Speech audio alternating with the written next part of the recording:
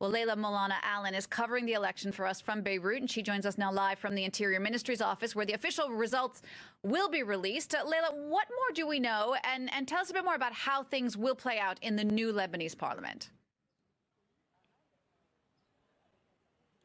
Right, so as you say, it is looking like, as expected, the Hezbollah alliance here is going to get a slight majority in parliament, and the party and alliance that's run by Prime Minister Saad Hariri is going to lose a few seats. But it's important to point out that when we say a majority in parliament, that doesn't directly mean these parties have a majority in parliament. So the system in Lebanon is that the parliamentary seats, 128, are evenly divided 64 each way between Christians and Muslims.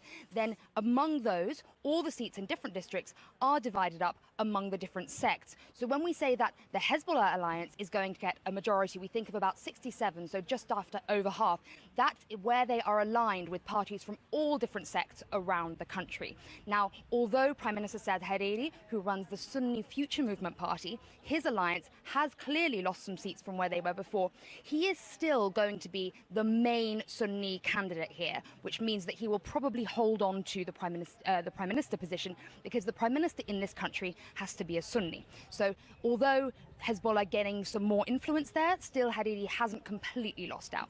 So that's the first issue. The second is to do with the Christians here. Now, right now, it's not an immediate issue, but when it will be an issue is in 4 years' time, when they elect the next president, who has to be a Christian. The current president is Molana-Allen, but his party has lost some seats, and there are three main Christian parties. One of the other parties has gained quite a lot. So in 4 years, when they elect that president, there may be some competition, and Molana-Allen may not be able to pass it on to a natural successor from his party. So that's how the politics playing out domestically here.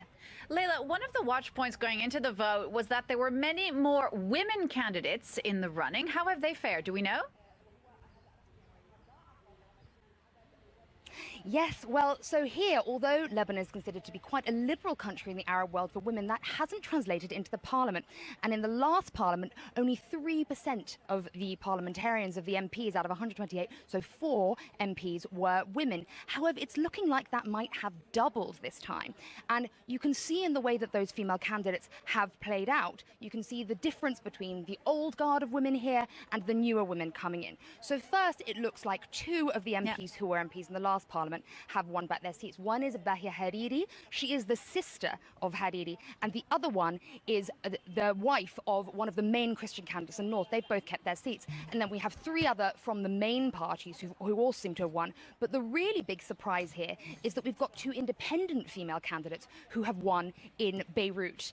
And they really are going to change things, it looks like. And the reason they probably won there is because it's quite a liberal area, Beirut one, mainly Christian, had one of the lowest turnouts in the country. So they really had an opportunity there. They're both prominent journalists, and the fact that they had such recognizable faces, probably the reason they got in. So those 2 candidates, quite a surprise. But altogether, looking like 7 women at least getting in, so doubling on the last. Still only 10% of the 86 who ran, but women here saying it's a start and we'll get even more next time.